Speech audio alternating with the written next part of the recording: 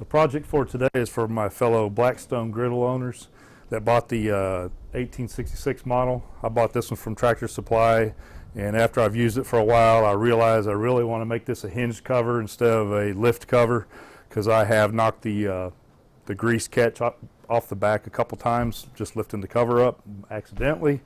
So I searched the internet for some pivot hinges. They were either too expensive, too small, too cheap, whatever. So I came up with my own idea on it, and I'll show you how I make it and see if you like it. So here's the materials I bought to make these hinges. So I bought these 6" by 1" L brackets from Lowe's. They had them at Lowe's. They were $2.17 each. I bought some M6 by 1 screws, 2 packages of those. They're $1.14 each. That is to replace the screws that will go on this cover here. We'll put some longer screws in there. These screws here are the 1/4 by 1/2". I couldn't find them in metric that small, so I just went ahead and got 1/4, $1.28 each. And then I got some lock nuts. 2 of them will be for the hinge itself, and then the other 4 will be for the cover, and they're $2.28 each. I only need 1 box of those. So the total I got here is $15.80 for parts. And in all my videos, just look in the description. I always put the links for these parts or updates to the video. Always look in my descriptions. Thanks. So this is how I plan the hinge to work.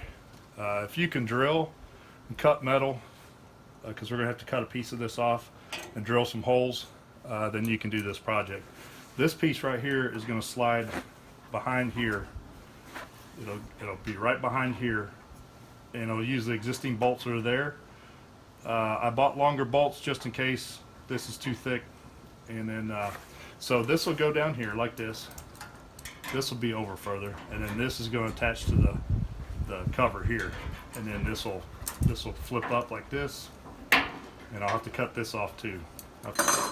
Some people ask, why don't you just use this hole right here? There's a hole there and a hole there. You can't use this because this lip right here will smash into the back of the griddle. There's no way. If you look at the other griddles, I think their covers go like this. It's kind of rounded right here. That's why they can use that, but this one won't be able to. So the best thing to do is to remove these 2 screws right here. Take your bracket and put it on the bracket that you're going to use. Make sure the holes line up. This hole here, the clearance hole, I need to make just a little bit bigger.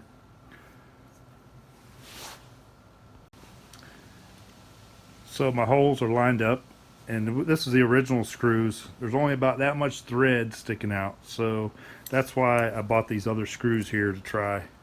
I'd rather have a little more thread on that, since you can put weight on these shelves.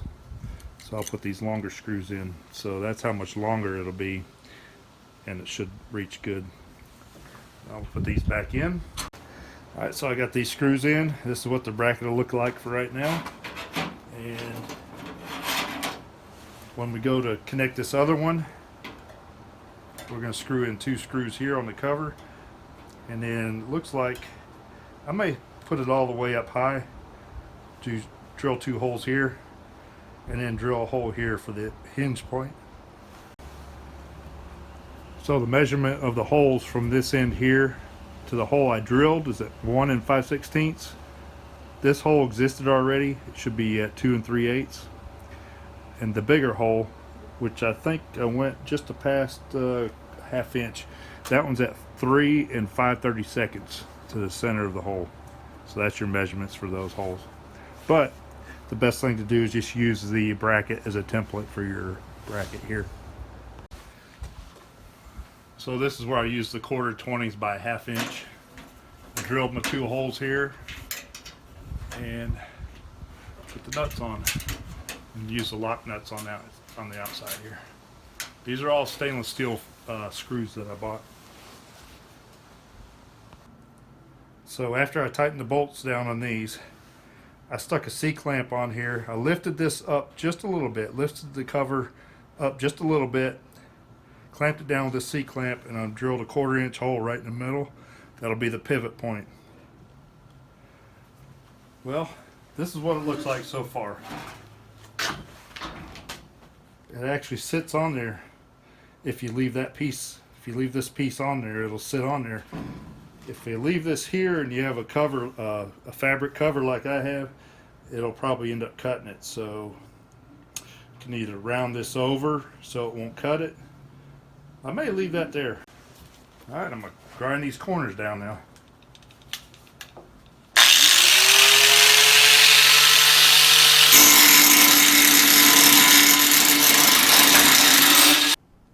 If y'all are wondering what these things are here, I picked these up at the dollar store for, I think they were $1 each. And it just blocks the heat from coming out and burning your plates over here on the side.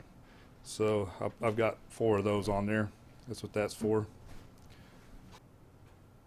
Well, here's the final product of the homemade hinges for the Blackstone 1866. Seems to work well.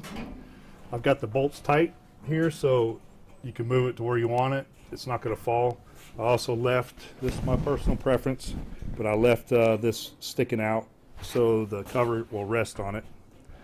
Also rounded all the corners and filed them down so it's smooth, so it won't rip the cover. If you like this video, please share it with your friends, share it with your our fellow Blackstoners.